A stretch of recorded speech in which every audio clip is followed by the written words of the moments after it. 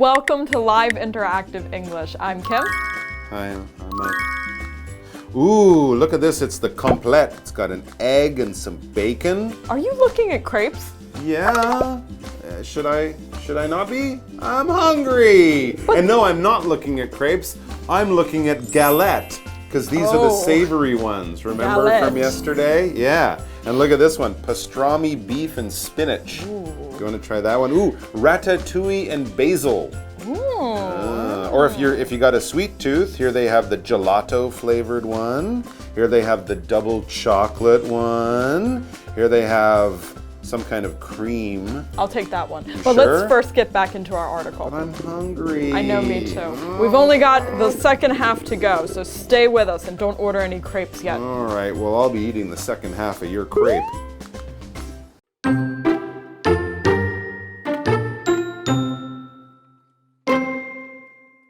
Food and culture go hand in hand.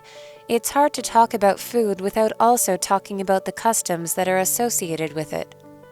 The best crepes should have a smooth texture. To produce smooth crepes, the batter must be extremely thin and light. Even with the smoothest batter, the first crepe out of the pan is usually not a success, so it's traditionally offered to the family pet.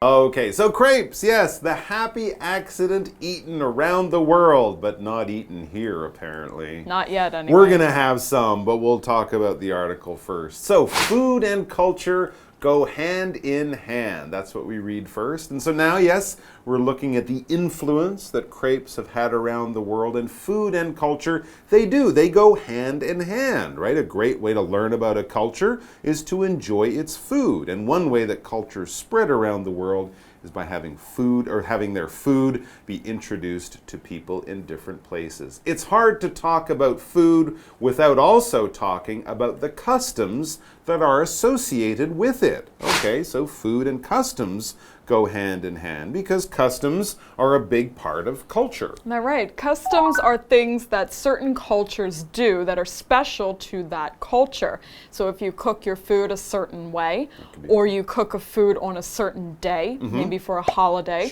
that is a custom and it's unique to that part of the world and unique to those people. For example, Alex learned about some of the local customs before visiting the country.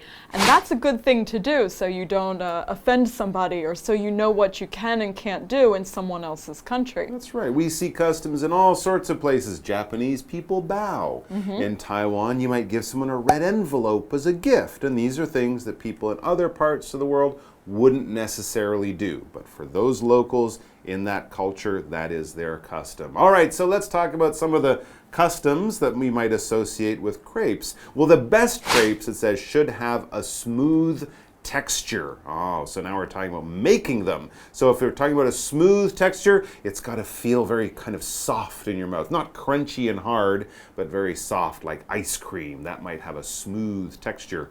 To produce smooth crepes, the batter must be extremely thin and light. All right, so we're kind of talking about pancakes, but pancake batter is quite thick. It is very thick. Right? You can pull out your spoon and it's still all falling down. Exactly, and that's why it cooks a bit thicker than a crepe, which is as thin as paper. So to make it that thin, you need a much thinner batter. Yes, and as we read, even with the smoothest batter, the first crepe out of the pan is usually not a success.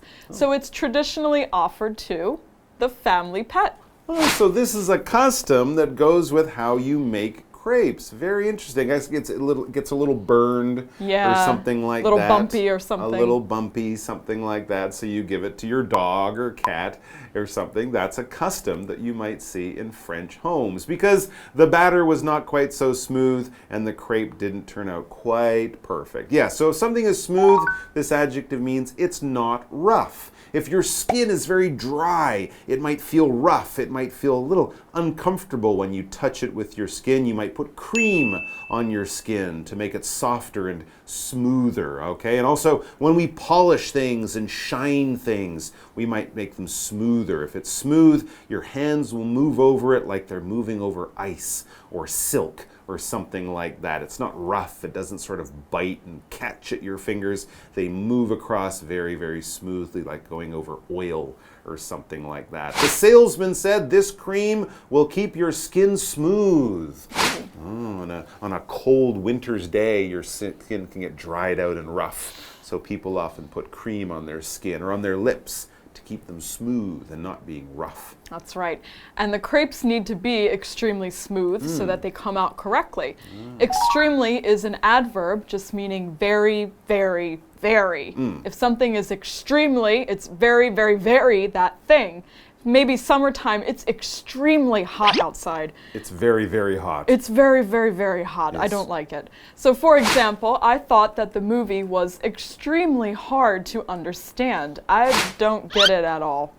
Did you get it? It was in Portuguese. Oh, that's why. Yeah, that can help. I thought it explain sounded weird. Yeah, it was a little strange. All right, guys, we'll take a break. We'll be back with more about crepe and some interesting crepes traditions.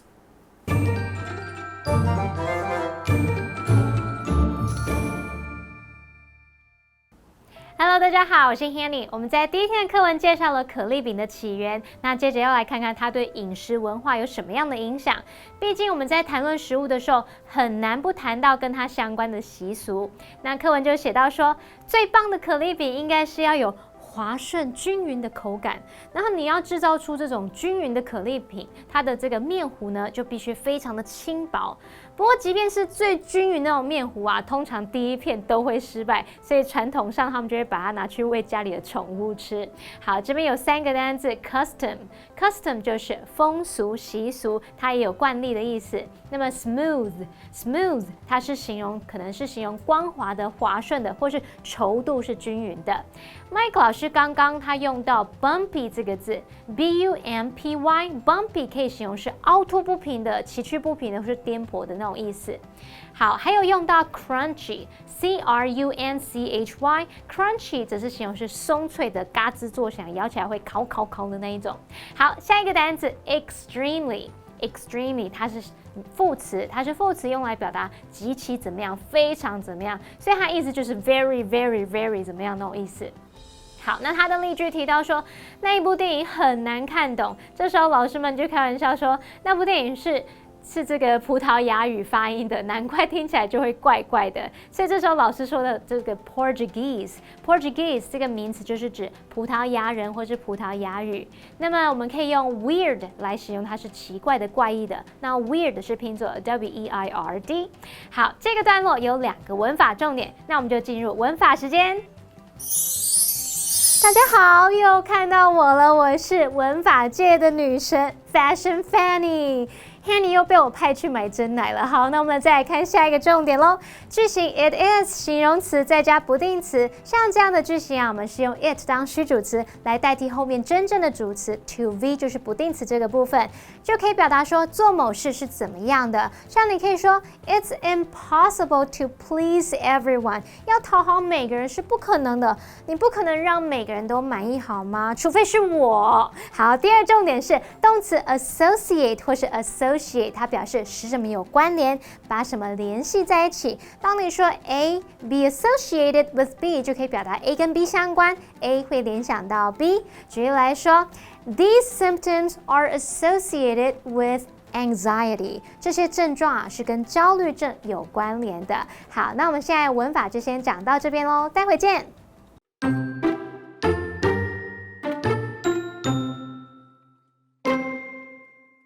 Since crepes come from France, it's fitting that the French have a special holiday just to celebrate crepes. The day of the crepe falls on February 2nd and originally celebrated the return of spring as the treat's round shape looks like the sun. On this holiday, it is said that if you can flip a crepe and catch it in the pan while holding a gold coin, you will have good luck all year round. Crepes might be the result of a happy accident, but it isn't by chance that this delicious food has been filling stomachs for centuries. Bon appetit!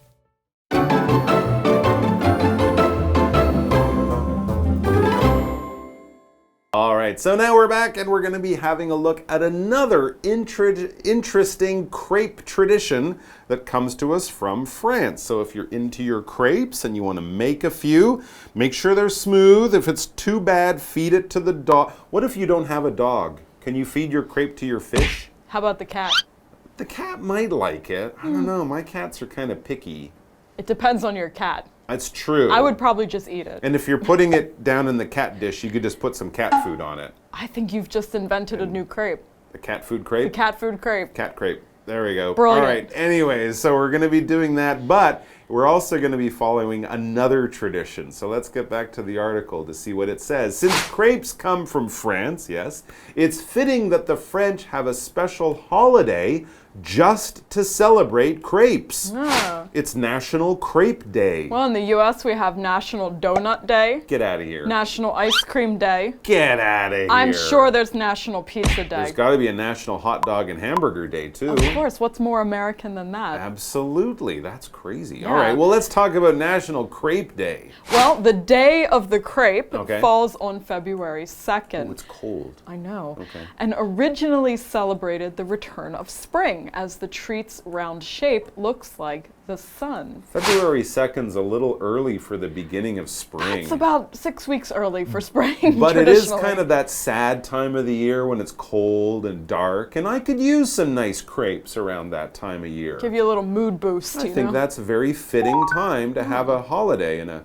time of the year when the weather's terrible, you might as well eat some food that's delicious. Yes, that is fitting. And if something is fitting, this adjective means it fits. It's acceptable. It seems natural. That's what you would expect to have or expect to happen. It doesn't seem strange or unusual, or you're not going, no, that doesn't work. That doesn't make sense. No, it does make sense. It is very fitting. For example, the lawyer argued that 10 years in prison was a fitting punishment for the crime. The person robbed a bank and used a gun and scared a bunch of people. 10 years in jail, that is fitting. That seems like a fair amount. How about for stealing a pencil? No, not even 10 days in jail. 10 minutes in jail. No, I don't even think that's fitting. But because it would be a little too much. Yes. It's just a pencil. It doesn't suit it, does it? It doesn't fit, no. Well, we also have another adverb here, originally. When you use originally, you're talking about something in the beginning, the original time. For example, the band originally had 5 members. Maybe now they have 3 or 10. But in the beginning, when they started, they only had 5. So we can also say crepes originally came from France, if you believe the housewife story. Right. Or they originally came from the Romans, if you believe the other story. Okay, so this is where it started, and then of course the other idea is that things changed since then. Yes. But if we went back in time to the very beginning, that's what we would see, or that's what would be happening. All right, so what happens on National Crepe Day, or I guess La Journée de la Crêpe, as the French might say? Well, on this holiday, people eat crepes. No, of course, they do other things. Well, I guess they do that. In the end. It would be weird if they only made them And they just look at them. and didn't actually eat them. So, of course, they eat them on that holiday. But yes, we're talking about traditions and customs, right? So there is a custom. On this holiday, it is said that if you can flip a crepe and catch it in the pan while holding a gold coin, you will have good luck all year round. That is a very strange custom, but I kind of like it. Can you do it? I don't know. I don't have a gold coin, first of all, so that would be hard. I guess I could hold a 50 NT coin. It's kind of gold in color. Close enough. So you're making it, and of course, to make a crepe properly, you'd have to cook it on both sides. So that might mean you flip it. Now, I would automatically use two hands to control the pan and make sure I catch it, but here's the trick. You're doing it with one hand. You've got a gold coin. I don't know where you get it. I guess French people have gold coins everywhere. Lying around, you know. They just have them around. But you hold the gold coin, you flip it one time, catch it, don't drop it, and you'll have good luck for the whole year. And a gold coin and a crepe. So life is good. Life is good. You win. Yeah. Well, crepes might be the result of a happy accident, but it isn't by chance that this delicious food has been filling stomachs for centuries. And as the French say, Bon appetit. Yes, absolutely. So there you go. That's what they might say at the beginning of a meal to wish you a good appetite. It's kind of a symbol that, all right, the food's here. Everyone dig in, everyone enjoy the food, the crepes, or whatever you are eating. So what do you think? Do you prefer sweet or savory crepes, right? The ones with the chocolate or the cream, or the ones with the cheese and the meat and the vegetables? Which one would you prefer, the crepe or the galette, the savory ones? Why? And if you've never had one before, what kind of filling would taste good in a crepe? Well, I actually have had crepes before. Okay. Both in Taiwan and back in America. Wonderful. I like sweet crepes better because I feel like they're more of a dessert thing. That's just my personal opinion. I feel like they're more a dessert sort of food, not really something I would eat for lunch. I guess if you think of them as kind of pancakes, they do seem like something you would have sweet. Personally, I love the savory crepes. I love some cheese in there, some ham, maybe some spinach, some mushrooms. You could put those into, because just generally I like savory things more than I like sweet things. But one of my favorite sweet ones is so simple. You make the crepe, you get some sugar, and then squeeze a lemon over top. Ooh, that sounds good. Super simple. And actually not that bad for you. Better than all that chocolate cream stuff. That's the good stuff, though. It is the good stuff. So maybe I'll have one of those for dessert. I think that's a good plan. Well, I would definitely get a crepe with savory filling because it sounds really good. They are really good. And Maybe I should give it a try. Yeah, and they do fill you up. It would actually be quite a good lunch. So go out there, probably have 50, 100 types of crepes, have a bunch of them, and then let us know what you have and what you like. That sounds Be a good. good science experiment. Let's go do that now. All right. And you get your crepes later on, too. That sounds like a great plan. Enjoy them, and we'll see you back here sometime very soon. Until then, bon appetit, and bye-bye. Bye-bye.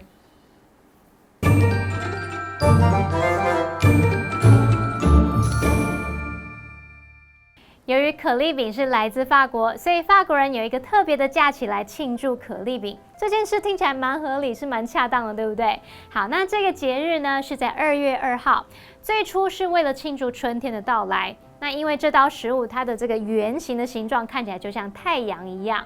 可是话说回来，也太早庆祝了吧？那时候距离春天还有好几个礼拜诶。老师们就聊到说，也许是因为2月初的时候天气又冷又阴暗，让人觉得好像心情很不好、很沮丧。这时候就需要提振精神、提振心情，对不对？老师用到 boost，B-O-O-S-T，boost 当名词可以用来表达增进、推动或是帮助的意思。这边还有2个单字 ，fitting。Fitting 它是形容恰当的、适合的。那么 originally 这个副词表示起初、原来。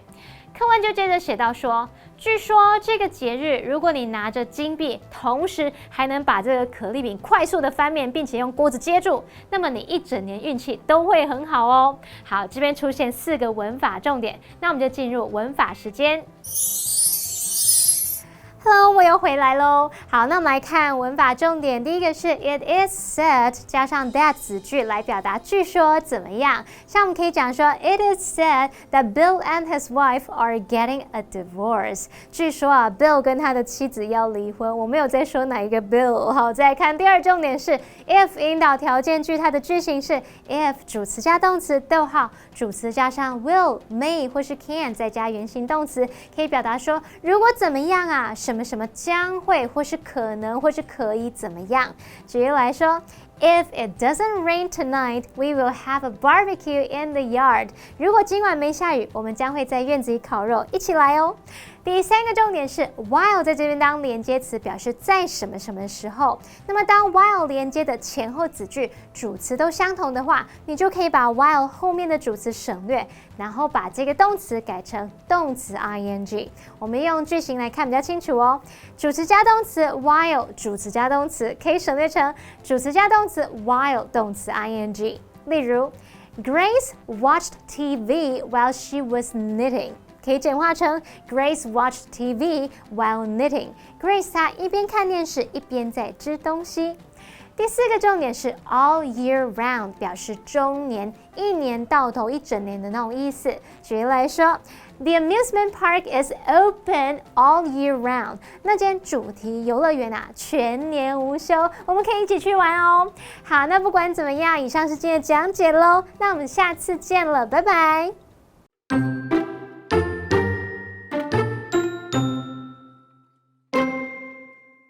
Food and culture go hand in hand. It's hard to talk about food without also talking about the customs that are associated with it. The best crepes should have a smooth texture. To produce smooth crepes, the batter must be extremely thin and light. Even with the smoothest batter, the first crepe out of the pan is usually not a success, so it's traditionally offered to the family pet. Since crepes come from France, it's fitting that the French have a special holiday just to celebrate crepes. The day of the crepe falls on February 2nd and originally celebrated the return of spring as the treat's round shape looks like the sun. On this holiday, it is said that if you can flip a crepe and catch it in the pan while holding a gold coin, you will have good luck all year round. Crepes might be the result of a happy accident, but it isn't by chance that this delicious food has been filling stomachs for centuries. Bon appetit! Right now, I'm walking alongside Zhongshan Road. What else is there to see other than Gongzhen Baozi shop? There must be something worth seeing. Oh, the Hualien Presbyterian Church. Where is it, you might ask? It's right behind you! The Hualien Presbyterian Church was established as early as 1907 by Dr. George Leslie Mackay. The church didn't have its own place for service until 1911, when it raised enough money to build a wooden chapel at the current location. It was rebuilt with a spire in 1934, but was seriously damaged in the deadly 1951 East Rift Valley earthquakes. In 1960, the reconstruction was completed with this modest, beautiful concrete chapel. You can feel the sense of spirit even from the outside of the building. You cannot help to admire its simplicity and grace. The Hualien Presbyterian Church is a must-see attraction in Hualien. It's so modest and serene. The next time you visit the city, make sure to come visit the church. Not only will you have a lot of fun, but you will also learn a lot about history.